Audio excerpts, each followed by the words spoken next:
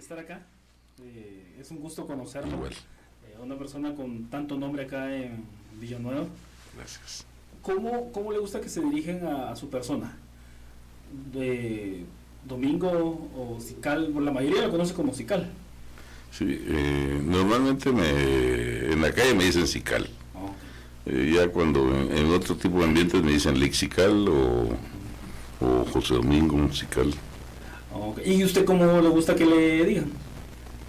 Sical. Ya se acostumbró. Desde que soy niño, desde primaria, cuando entré a la escuela hice la primera travesura, me dijo la maestra, ¡Sical! Y ahí me quedó el Sical para toda la vida. Hasta el día de hoy. Y a mis hijos a todos les dicen Sical. Ok. Bueno, gracias por estar aquí y quiero hacerle la primera pregunta. ¿Cómo era Domingo Sical de niño? ¿Y en dónde creció? Pues nací en el Hospital Roosevelt, crecí en la colonia Roosevelt que está a un costado. Tal vez por eso nací ahí, porque mi mamá solo se cruzó los campos corriendo y a la maternidad del Roosevelt. Estuve en la escuelita del Roosevelt también, que se llama República del Salvador. Ahí estudié mis 6 años de la primaria. Pues fui un niño creo que muy afortunado, muy feliz. Era muy popular dentro de los amigos de la escuela. La escuela recibía niños de 3 colonias, Roosevelt, Carabanchel y Mirador. Entonces nos conocíamos en esas 3 colonias. Me encantaba el fútbol, jugar 5 en el recreo. Yo todavía jugué 5. Sí. Y lo otro que hice de niño fue trabajar. Esto nunca en mi vida he contado esto a nivel público, digamos. Pero por ejemplo, me recuerdo muy bien, yo estudiaba en la Escuela República del Salvador. Frente a mi casa vivía un señor que había sido cocinero de un hotel, y después cuando ya estaba grande, pues se quedó haciendo productos en su casa y iba a vender a las escuelas. Entonces él hacía papalinas, platalinas, poporopos, vendía unas bolas de Berlín, les decían, como las donas, pero redondas, ¿va? Con manjar. Entonces me decía, mire Chepe, me decía, le doy una comisión y usted me vende en la escuela, está bueno. Entonces me llevaba ¿cómo se llama?, mi material para vender, y mientras los demás compañeros en el recreo estaban jugando y fastidiando, yo andaba vendiendo mis papalinas, mis poporopos, mis bolas de Berlín. Entonces aprendí desde muy joven que aparte de que uno puede disfrutar el tiempo, puede jugar, puede hacer cosas, también se puede trabajar. Y entonces esa faceta es primera vez que la cuento en mi vida, honestamente, creo que nunca la había contado. Y estando en 6º año me apareció un señor, me ofreció que si no quería ir a trabajar con él hacía un producto como el Ajax. Había que hacer los cilindros de cartón, después había que ponerle las tapaderas como las de helado, y él llenaba, después le poníamos ¿cómo se llama?, la marca, y nosotros le poníamos otra tapadera, le dejábamos un hoyo medio abierto para que después la gente lo pudiera abrir y ya lo sacaban a la venta, ¿va? Y no se me olvida, lo más hermoso de esa juventud fue cuando mi primer sueldo que me pagó el señor, le fui a comprar a mi mamá su juego de cosas para la cocina, uno de aquellos tenedores grandes y aquellas cucharonas que usan para cocinar, y el otro aquel que es como machucador, que tiene hoyitos abajo. ¿Colador? Sí, no es como colador, sino que uno machuca y tiene unos cuadritos abajo. Y entonces yo era feliz porque ya le había dado su primer regalo a mi madre. Entonces, aparte de eso, pues jugué fútbol, me gustó el fútbol, y fui a estudiar la secundaria a la Escuela Normal Central para Varones, en aquel tiempo el alma mater del Magisterio Nacional, la mejor escuela de secundaria del país. Y pues ahí, aparte de graduarme de maestro, tuve la oportunidad de jugar fútbol, estuve en la selección de fútbol de la Escuela Normal, estuve en la Asociación de Estudiantes de la Escuela Normal. Después llegaron mis hermanos más jóvenes a jugar, a estudiar, pues, pero pasaron a la selección. Casi todos mis compañeros de selección, casi todos jugaron en Liga Mayor, incluyendo mis hermanos. Yo fui el único que no jugó porque me gustó más la dirigencia, y entonces prefería quedarme leyendo un libro que ir a jugar un partido o a ver un partido, ¿verdad? Entonces, al final, así llego hasta los 18 años que me gradúo de maestro. Mi papá es el hombre más feliz del mundo, porque él no quería que yo estudiara, porque él era de la escuela que la gente tenía que estudiar hasta sexto, y al sexto tenía que ir ya a ganarse la vida. Pero cuando a mí me tocó, le dije, no, yo no voy a ir a trabajar, yo quiero estudiar, mi visión es otra. Total que, para no cansarlo, mi mamá me fue a inscribir escondidas a la escuela normal, ya que Dios la tenga en su gloria. Y cuando me gradué, mi papá era el más feliz del mundo, después que él era el que no mucho estaba de acuerdo que yo fuera, ¿va?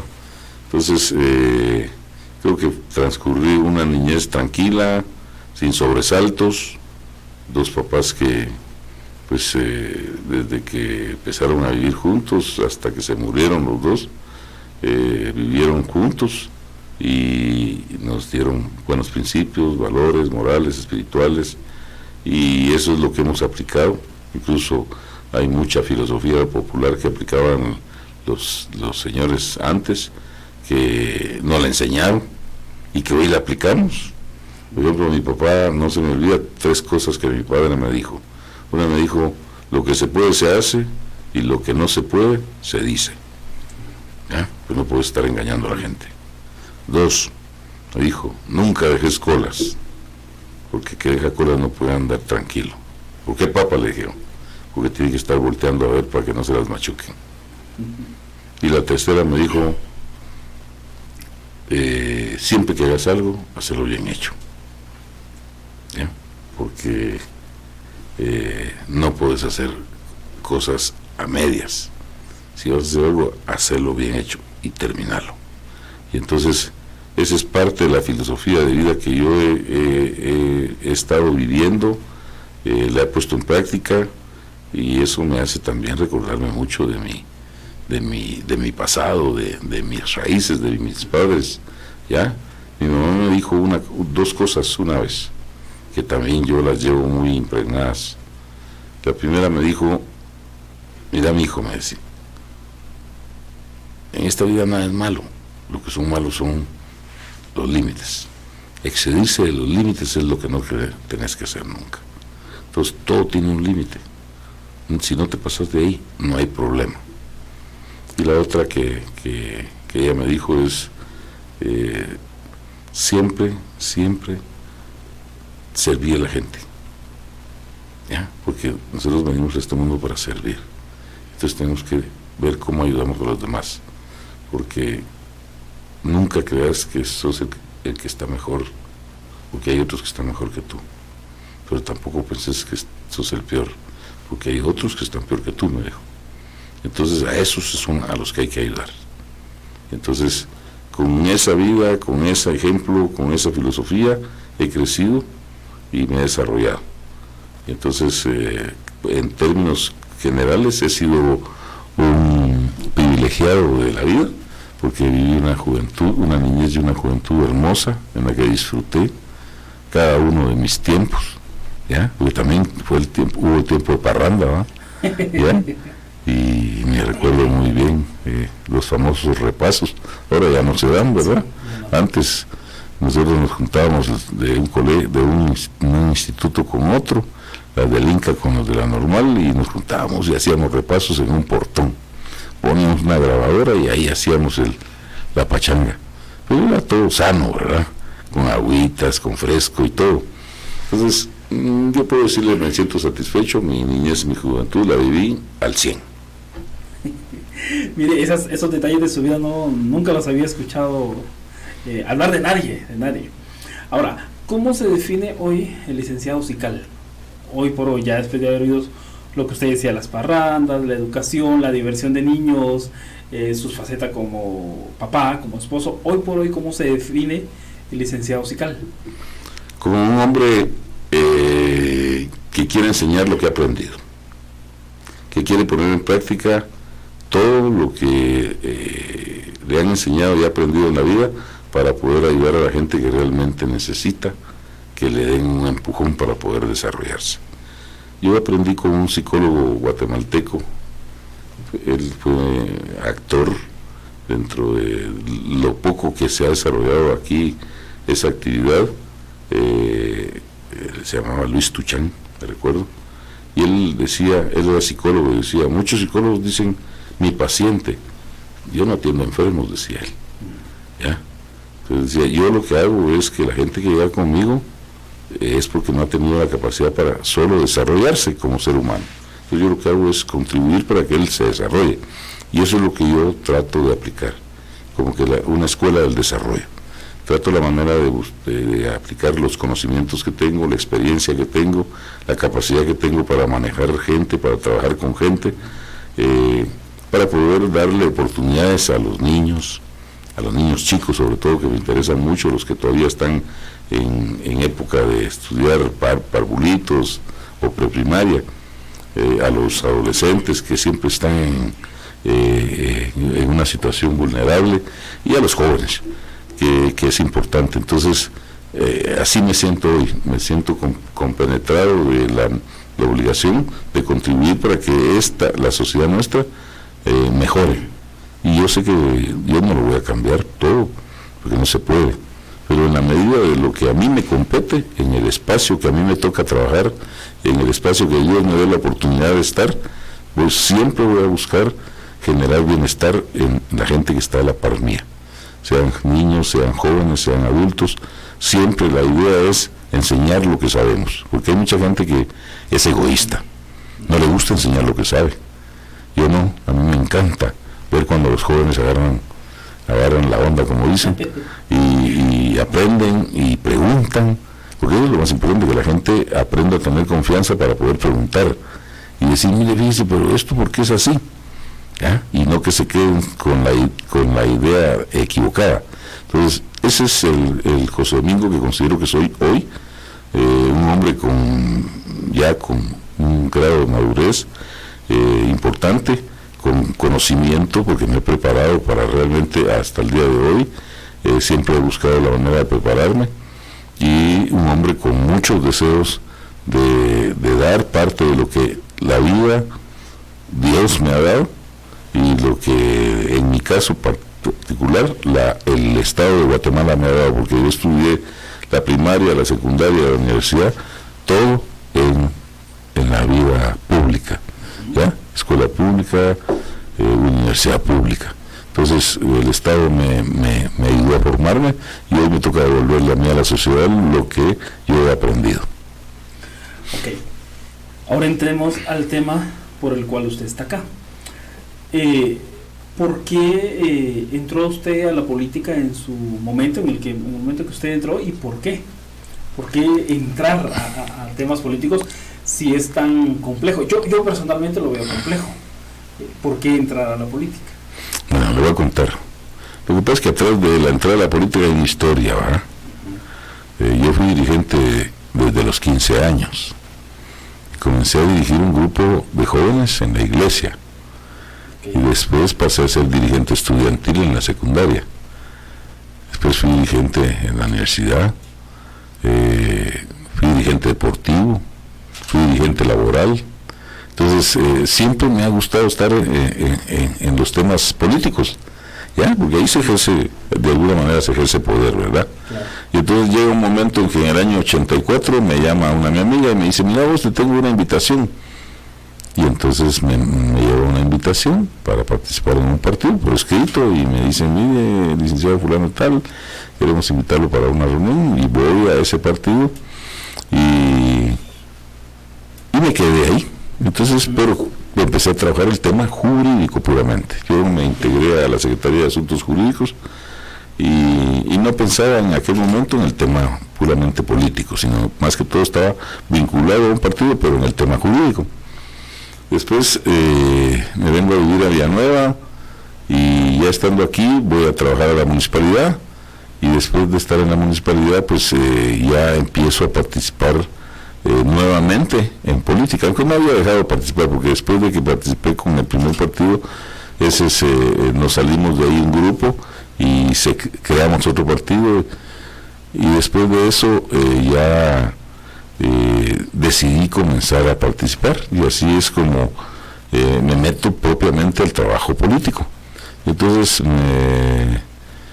participo con un partido en donde voy como concejal primero, entro primero a la municipalidad como concejal primero, o vicealcalde, como le decían en una época a ese puesto, y que todavía le dicen así, pero ya ese creo que solo fue en una época, en el tiempo de Serrano Elías, que todavía la Constitución le daba esa connotación de que era vicealcalde.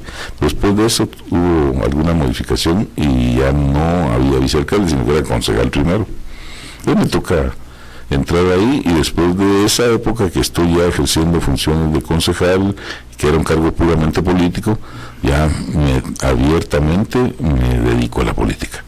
La política me gusta, porque después de ser abogado estudié política en la Escuela de Ciencias Políticas de la Universidad de San Carlos de Guatemala, y entonces siempre me gustó la política desde pequeño, y tal vez eso tiene que ver mucho con, como le he dicho siempre, con mis raíces, porque mi papá le encantaba la política, ¿ya? Y claro, a él no le gustaba meterse a la política por ir a conseguir un puesto para X o para...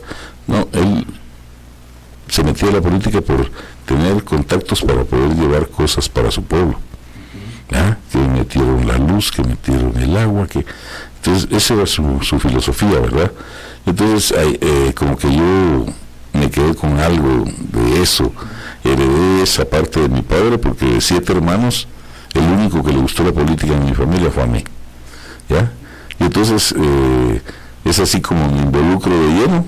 No me gusta, me encanta la política, se puede ayudar a mucha gente con la política, honestamente. Desgraciadamente se ha desvirtuado mucho la política, porque la política es una ciencia, pero aquí en Guatemala ahora cualquiera es político y tal vez no sabe ni qué significa política.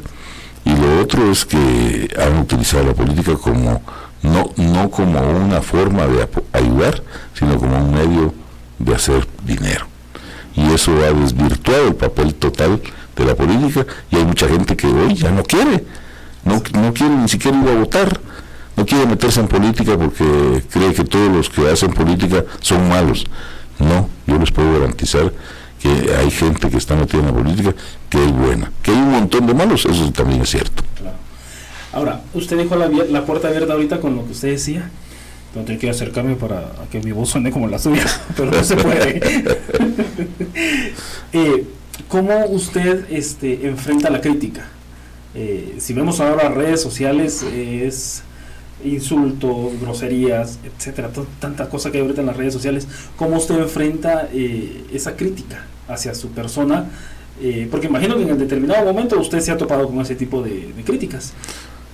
Mire, le voy a contar. Yo, por la bendición de Dios, he tratado toda la vida de hacer las cosas lo mejor que pueda. Entonces, lo único que han podido criticarme es que dicen que ya estoy viejito. Pero eso sí ya no lo puedo cambiar, ¿verdad?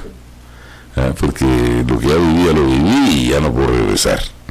Entonces, ese es el mayor valladar que encuentran algunos de mis adversarios, de que dicen que ya estoy grande. ¿Me entiendes? Y a veces lo que no entienden es que la edad significa experiencia, significa conocimiento, significa vivencia, y eso es lo que se pone en práctica a la hora que a uno le toca ir a desempeñarse como funcionario, ¿ya? La experiencia que se ha adquirido es la que nos sirve para tomar las mejores decisiones.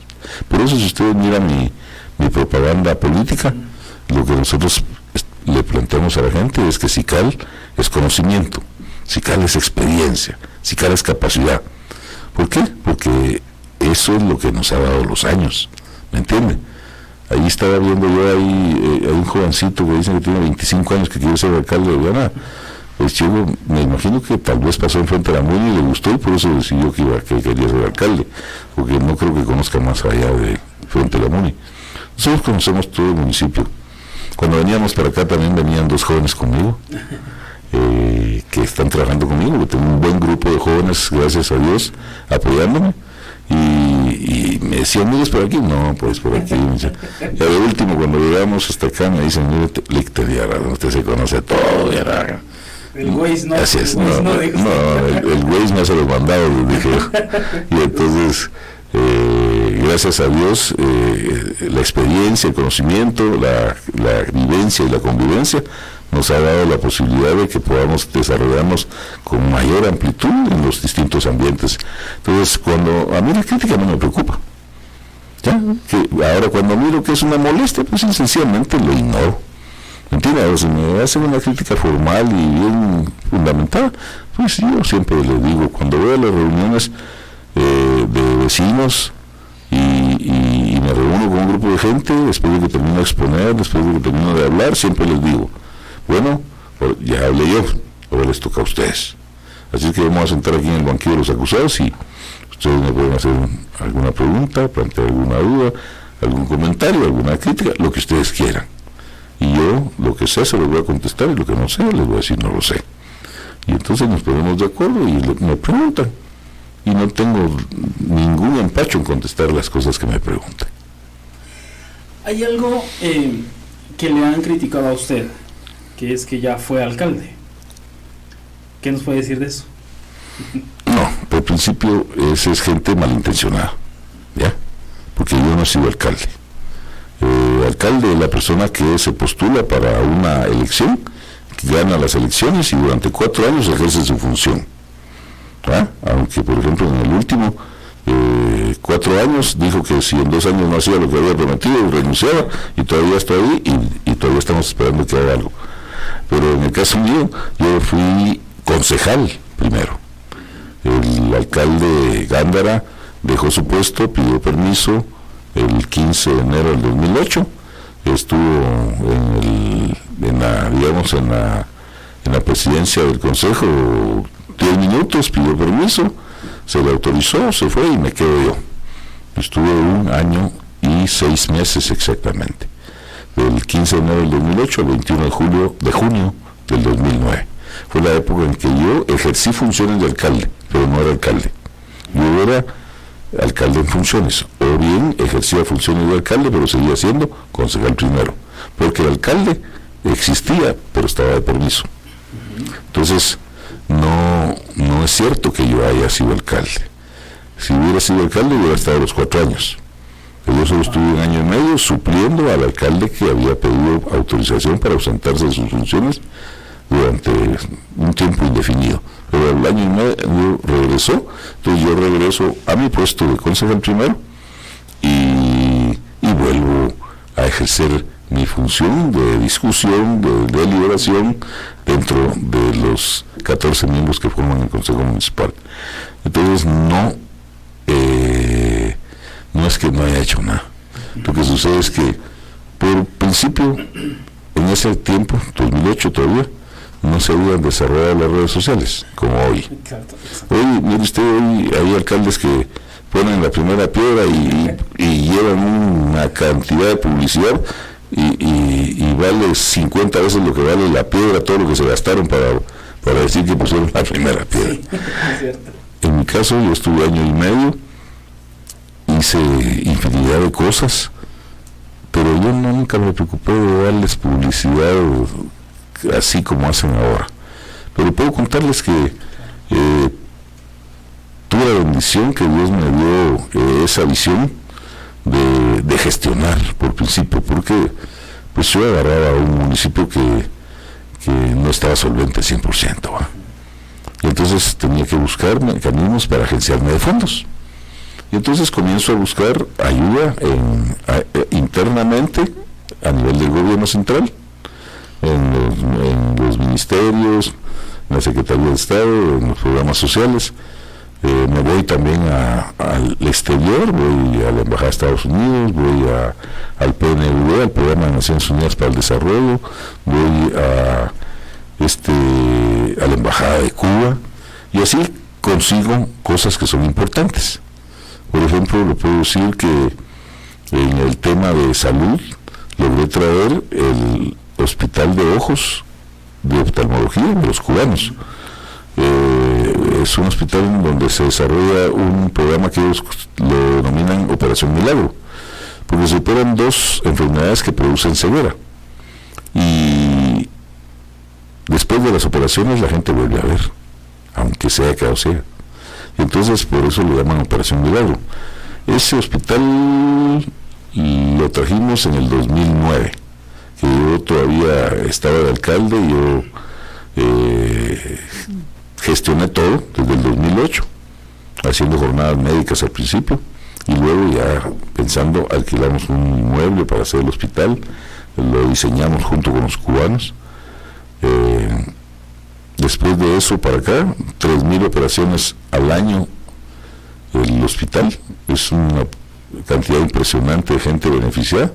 Desgraciadamente no toda era villanovana, ¿ya?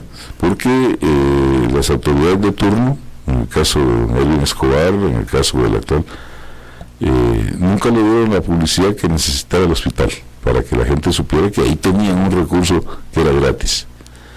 Y entonces venía mucha gente de Petén, de San Marcos, de todo el país, y a veces de los que menos había era de Villanueva. A mí no se me olvida una anécdota que tengo, que fui un día, habían operado el día anterior, entonces los médicos, como me conocían, me subieron al segundo nivel, que habían 36 camas, y ahí estaban reposando todas las personas, porque regularmente son adultos mayores. Y cuando subí, les digo, a ver, ¿de qué colonia de Villanueva son ustedes? Y todos solo se miraban la cara, ¿no? Y por ahí surgió una señora ancianita y me dice, yo soy de Santa Isabel 2, me dijo. De los 36 solo había uno de Villanueva, y todos los demás venían de cualquier parte de Guatemala.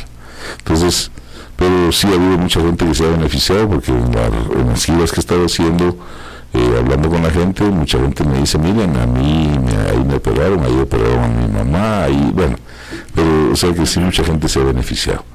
En el tema de educación, puedo decirle que la Embajada de Cuba me apoyó, un programa de alfabetización que se denomina Yo Sí Puedo. En aquel momento habían 80 municipios con el programa cubano. Lo único que hacíamos era tener una monitora cubana que era licenciada en educación, y nosotros le dábamos el personal que regularmente era voluntario, para poder dar las clases a la gente que tenía necesidad de recibirlas. Y así, en el año y medio que estuvimos, logramos, de los 80 municipios, éramos ya el 3er municipio en junio, cuando me fui, con mayor cantidad de gente alfabetizada.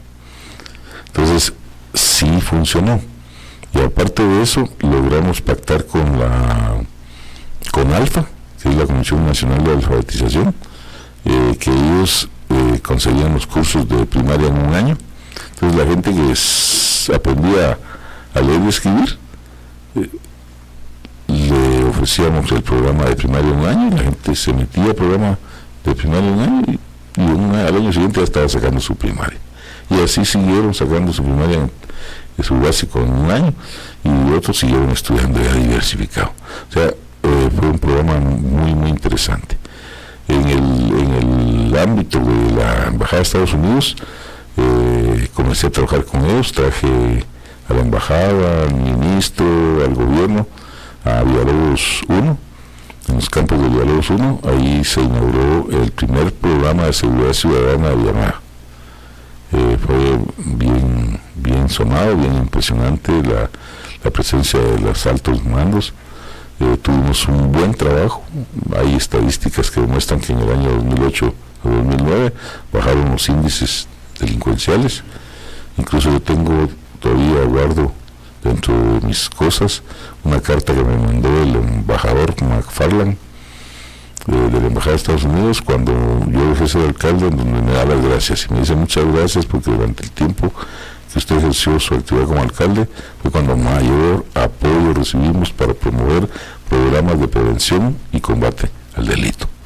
Entonces creo que hicimos un buen trabajo en el tema de seguridad.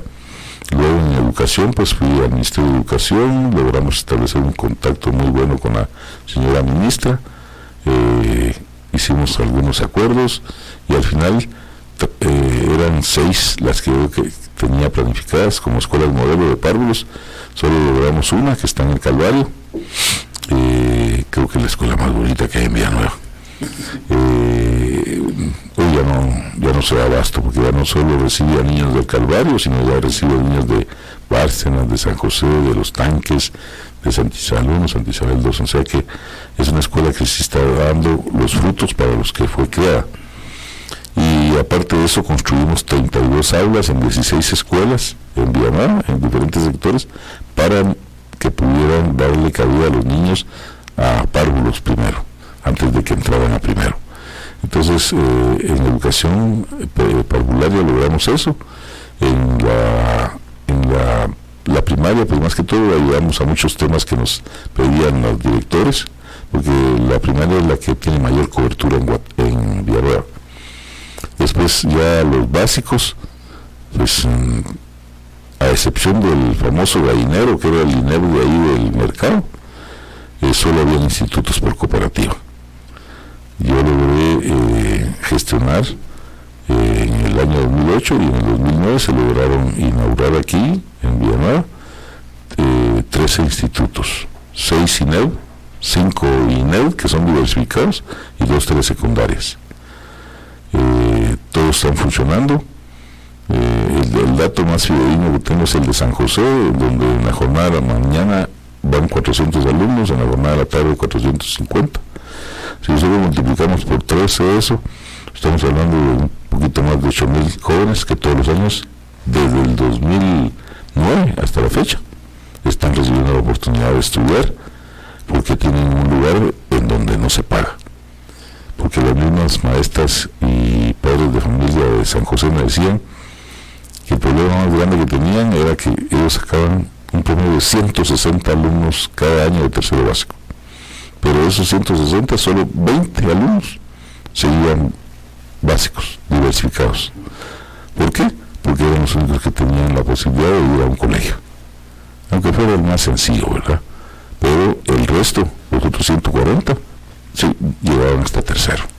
Entonces, el tema de educación es fundamental para el desarrollo del municipio y para el desarrollo de los jóvenes. Entonces, creo que hay que ponerle mucha atención, y nosotros le vamos a poner toda la atención del mundo al tema de educación, porque lo decía José Martí, insigne poeta y maestro cubano, decía que un pueblo sin educación es un pueblo sin desarrollo. Y entonces, en el tema de los jóvenes que ya estaban estudiando carrera, descubrimos que más del 80% de los jóvenes no pasaban los exámenes de admisión en la Universidad de San Carlos. 1, 2, 3 veces y no pasaban. Creamos un programa que se llamaba el PREU, preuniversitario, y contrataban maestros en la Universidad de Matemática y Lenguaje para poder darles formación sábados y domingos durante 3 meses en un colegio de Villanueva. Liceo Técnico se llama. El licenciado Palencia, que es el propietario, él nos prestaba gustosamente las instalaciones el fin de semana. Lo único que me pedía era que se las dejara limpias el domingo para que ellos ya el lunes trabajaran. Y tuvimos la suerte de tener 4, uno en Villanueva, uno en Ciudad Real, uno en Peronia y el otro en Bárcenas. Entonces, jóvenes de estos sectores y de otros sectores tuvieron oportunidad de poder hacer esos cursos y examinarse, y muchos me han contado que gracias a esos exámenes lograron entrar a la universidad. Entonces trabajamos también en ese tema.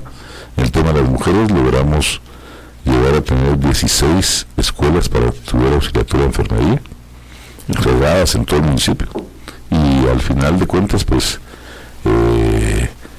logré el apoyo del Ministerio de Salud en aquel momento, avaló los cursos. Cuando fui a hablar con el ministro me dijo: no, hombre, si usted ni permiso tendría que pedir, porque esa es una obligación del ministerio, porque el ministerio es el ente rector. Nosotros somos los obligados a producir el personal de enfermería. Pues si ustedes nos ayudan, pues nosotros felices.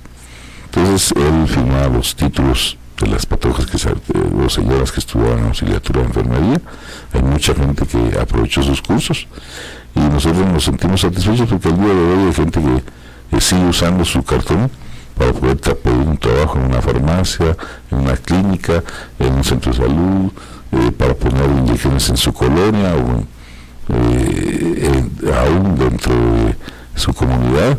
Ellos a veces lo hacen a honor, a veces lo hacen cobrando, pero alguna satisfacción les queda. Una puede ser dineraria, la otra puede ser interna, porque están haciendo un trabajo social con su gente. Entonces le digo, en el deporte, por ejemplo, me fui al Ministerio de Salud, al Ministerio de Cultura y Deportes, y me encuentro con que habían 6 millones de quetzales para hacer un proyecto. Entonces me dieron hacer un proyecto deportivo. ¿No puedo hacer 10 canchas? No.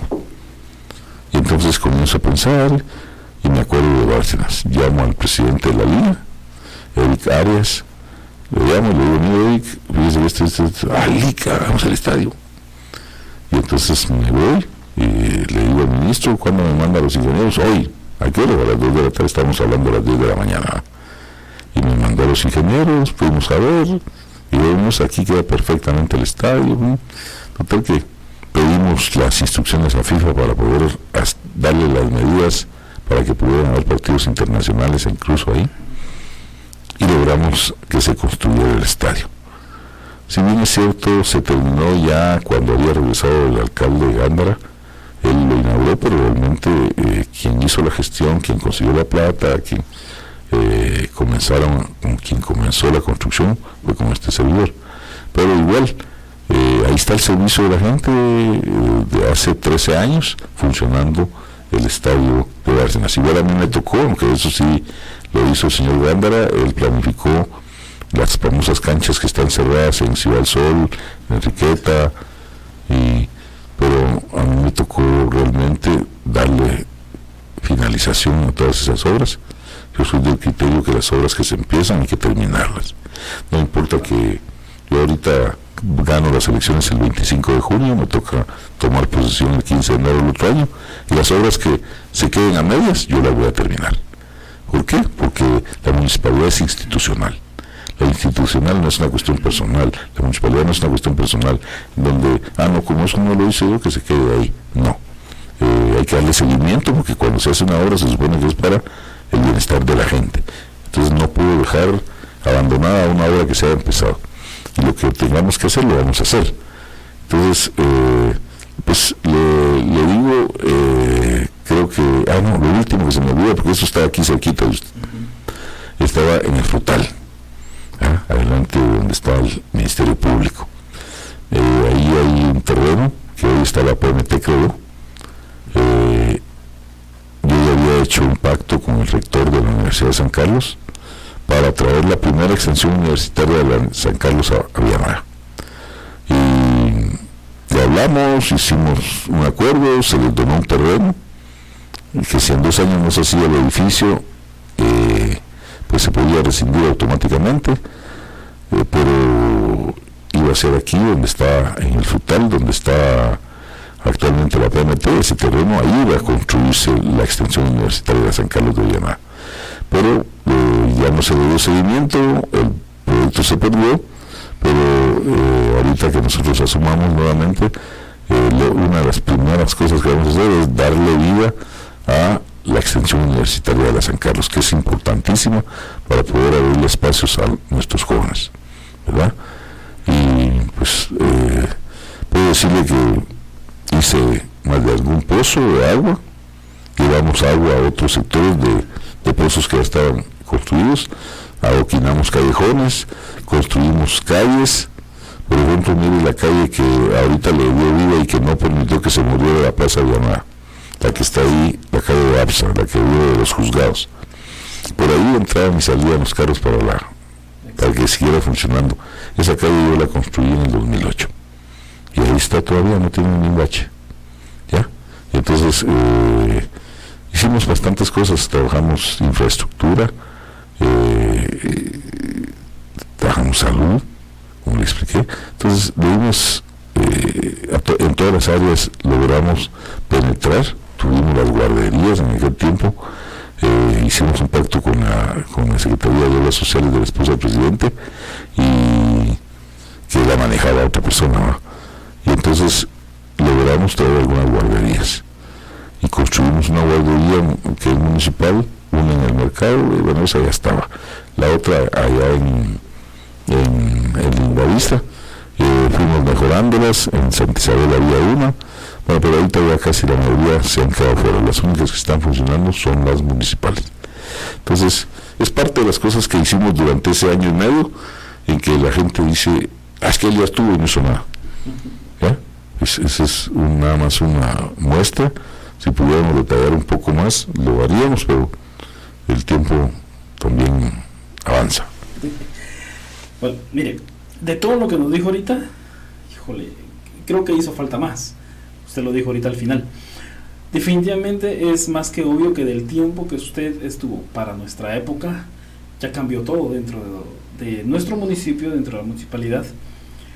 Sabiendo que todo está complejo ahora, ¿por qué volver a ser alcalde? Solo que ahora sí ya titular. Pues, a mí me encantan los retos. Este es un reto. ¿Sabe una cosa? No solo es lo que usted me dijo. Este municipio es el más difícil de gobernar de los 340 municipios del país. ¿Por qué? Por su contextura. No solo a nivel de geográfica, sino a nivel poblacional. Entonces, hay una serie de necesidades impresionantes, de una forma, de otra. Hoy casualmente fui a ver a la Primavera, la colonia Primavera, Eterna Primavera se llama, que creo que ya le borraron lo de eterna porque ya no es tan eterna. Los vecinos se opusieron a que siguieran abriendo las calles, porque ellos han pedido por años que se hagan los drenajes. Y desde el tiempo del señor Escobar se les dijo que no se podía porque las calles todavía están a nombre privado de la gente que notificó, y que de acuerdo con la ley orgánica de presupuesto no se puede invertir en propiedad privada. Pero ahorita ahí se estaban metiendo todos, pero yo fui a dar una vuelta hoy para ver, porque me llamaron vecinos que querían que fuera a dar una vuelta, y fui, y efectivamente están haciendo una tubería que va a dar a un zanjón que va con destino como para el Nuevo Golf. Hay un lugar que le dicen La Tomatera, y encontré pues que comenzaron de ahí de la vía del Zanjón para atrás, y hubo un momento que está donde están la parada de los buses, y ahí la gente no dejó que siguieran abriendo. Pero la gente dice que el temor que tienen es porque aparentemente, si no van a hacer el drenaje para ellos, esa tubería podría estar haciéndola para que sirva para sacar los drenajes de una colonia privada que están haciendo arriba de Lindavista. ¿Ya? Entonces, sí, como esos, hay un montón de problemas. Pero lo más difícil en Viana ahorita es el tema de drenajes. Y no solo por los hundimientos, es porque la gente lo está pidiendo. La Primavera tiene 60 años de que se creó, los planes como 50, la Enriqueta. Hay una parte que ahí sí tiene drenajes, pero hay otra parte que no. Santa Isabel 1. Así hay varios sectores que no tienen drenajes. ¿Y qué es lo que tienen? Pozos de visita. Entonces la gente no aguanta con los pozos de visita. Yo fui a una casa de un líder en un momento y me dice, me levanta el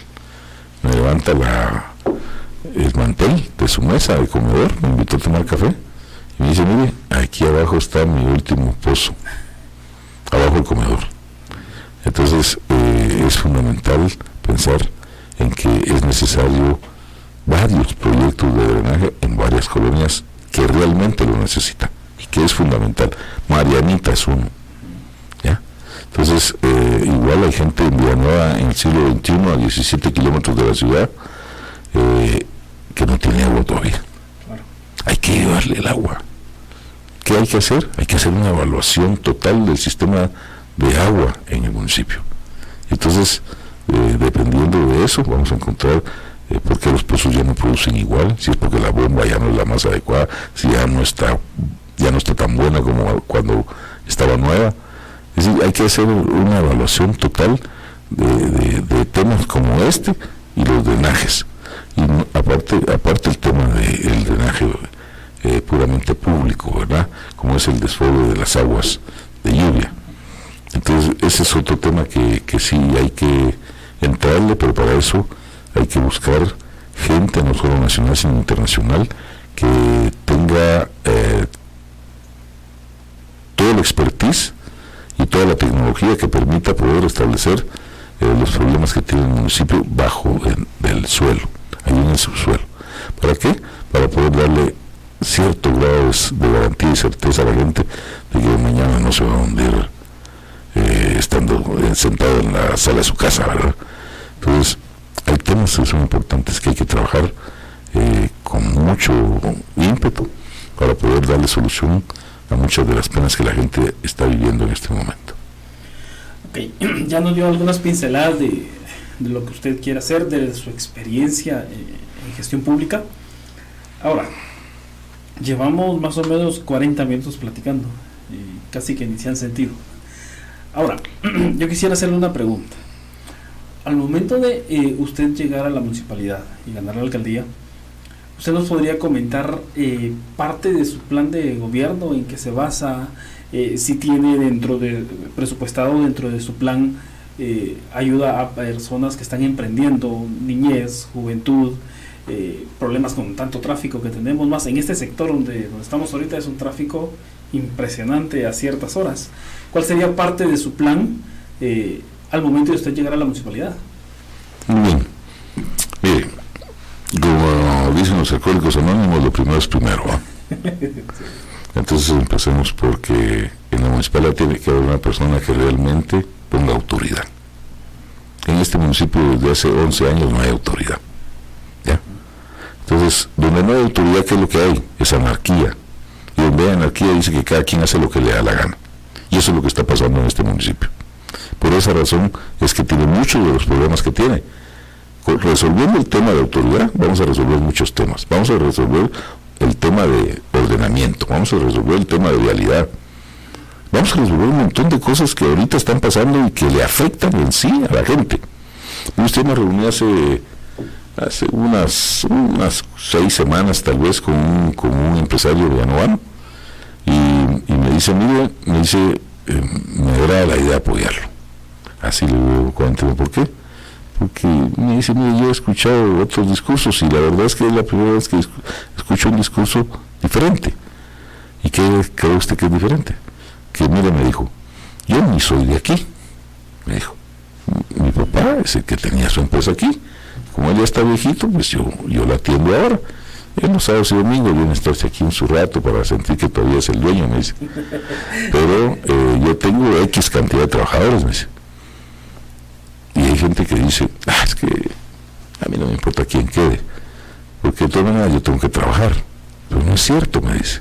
Y yo comparto ese concepto con él. ¿Por qué? Porque me dice, mire, yo aquí tengo X cantidad de trabajadores.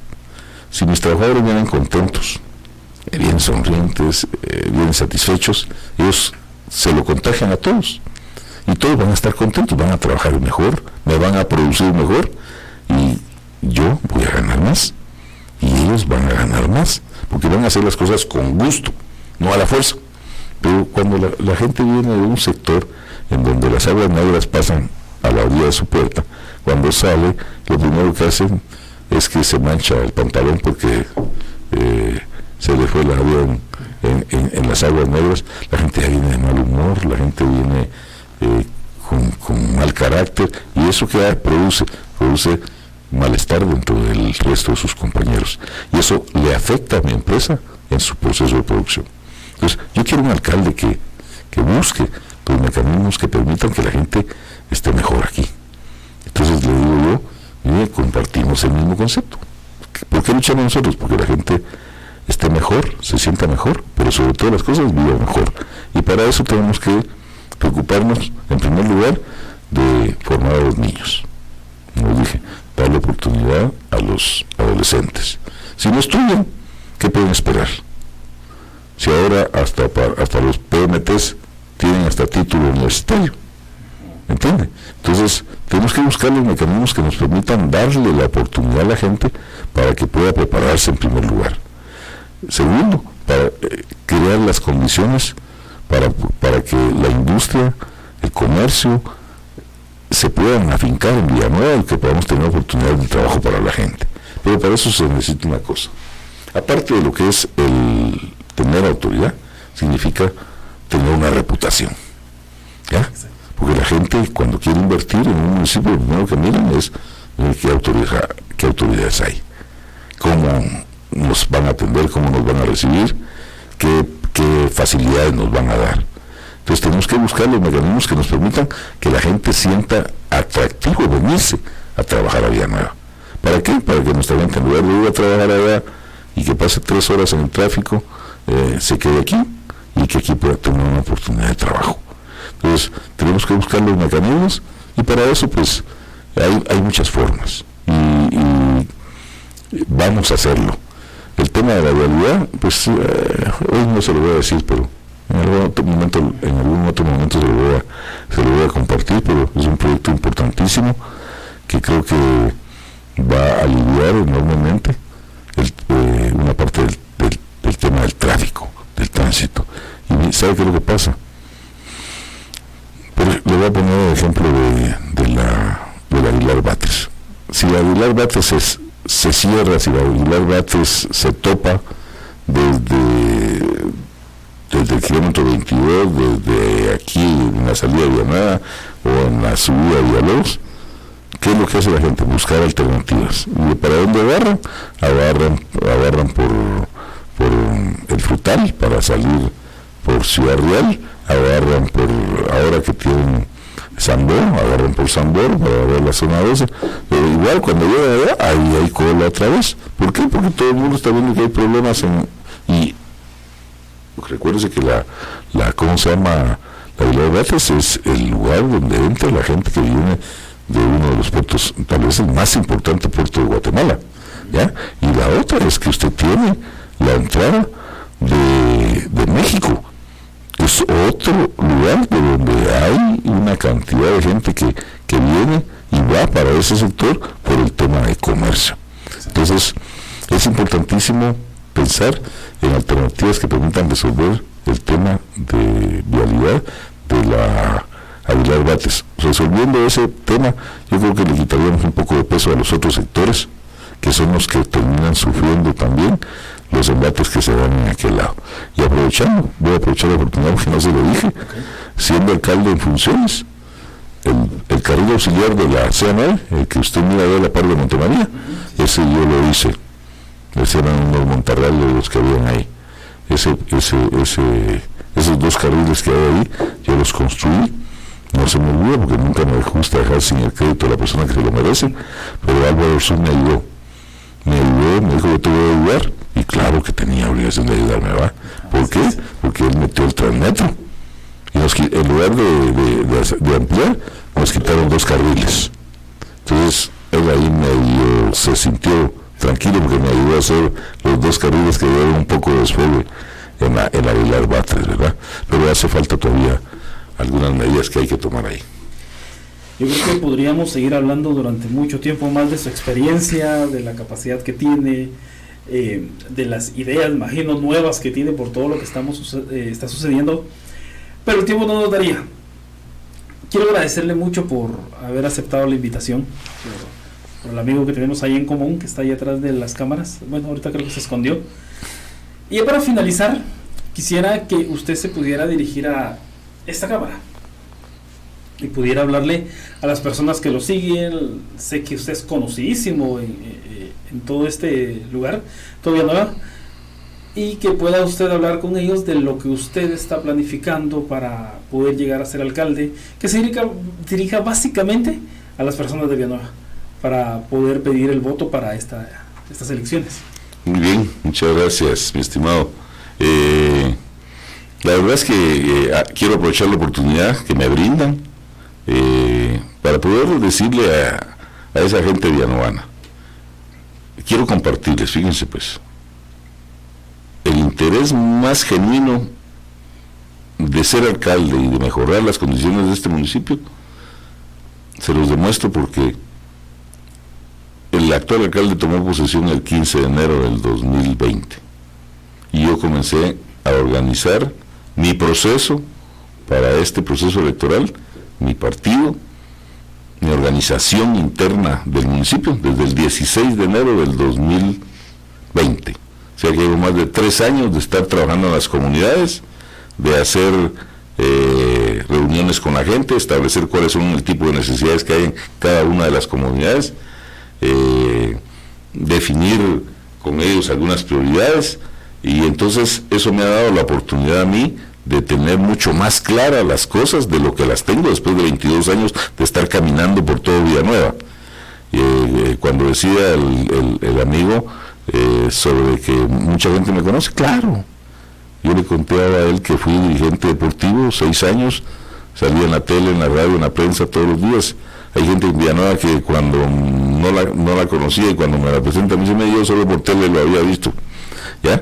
Entonces quiero decirle que a la gente que analicen las cosas. Lo más importante de una persona que quiera dirigir los destinos de este municipio, que como decíamos es el más difícil, más complicado de gobernar de los 340 municipios, es el segundo municipio con la mayor cantidad de población solo después de la ciudad de Guatemala, es el segundo municipio con la mayor cantidad de asentamientos humanos solo después de la ciudad de Guatemala, es el segundo municipio con la mayor cantidad de industria después de la ciudad de Guatemala.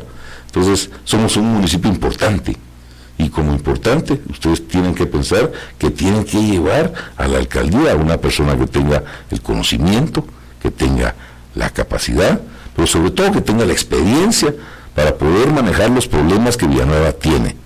Nosotros estamos dispuestos, hemos reunido un grupo de gente que alrededor nuestro que tiene experiencia, es gente villanovana. Creemos que los villanovanos somos capaces de sacar adelante a nuestro municipio. Tenemos mucha gente en Villanueva preparada, con títulos universitarios, con maestrías, y entonces no tenemos necesidad de salir a buscar a otro lado. Depende de ustedes, no se dejen engañar. A mí me da pena cuando me dicen que hay gente que anda comprando el voto con una bolsa de jotes, con una bolsa de verdura, que incluso a veces ya está podrida, con una bolsa de alimentos, con unas laminitas, con unas gorritas. No, hombre, yo les digo, con toda honradez, yo a la gente que me pregunta, les digo, ustedes reciban lo que les den. Si de todas maneras la plata sale de las mismas correas, entonces recíbanlo. Si el voto es secreto, entonces ustedes el día que van a votar, voten por la persona que ustedes consideren que es la más apropiada, la más adecuada para dirigir los destinos de este municipio. Yo les digo, voten por Sical. ¿Por qué? Porque Sical es experiencia. ¿Por qué? Porque Sical es conocimiento. Porque Sical es capacidad. Ya lo ha demostrado. Ya hablamos de todas las cosas que hicimos, aunque no pudimos hablar de todo, como decía el compañero. Pero, al final de cuentas, les digo, tenemos ya un camino recorrido. Sabemos qué es lo que tenemos que hacer. No vamos a llegar como pasó hace 3 años y medio cuando se sentó el alcalde, que llegó a la alcaldía y empezó a ver para todos lados para ver por dónde tenía que empezar. Nosotros ya sabemos qué tenemos que hacer desde el primer día. Así es de que los invito, súmense a este proyecto, Partido Popular, somos populares y vamos a hacer por Villanueva que este municipio cambie su historia. Y ese cambio va a beneficiarlos a todos. Va a beneficiarnos a todos y cada uno de los que vivimos en este municipio, porque eso es otra cosa. Yo vivo en Villanueva, yo trabajo en Villanueva, tengo mi oficina en Villanueva, mis hijos estudian en Villanueva, voy al mercado en Villanueva, voy a la iglesia en Villanueva, ¿ah? Mientras que otros solo vienen para cuando vienen a hacer campaña. Que Dios los bendiga y nos vemos este 25 de junio para votar por el Partido Popular y el licenciado José Domingo Sical para la alcaldía de Villanueva. Hasta pronto, mis estimados amigos. Muchas gracias, licenciado Sical, muchas gracias por... Un placer saludarlo, y gracias. Yo tengo la voz como la suya solamente cuando me da gripe.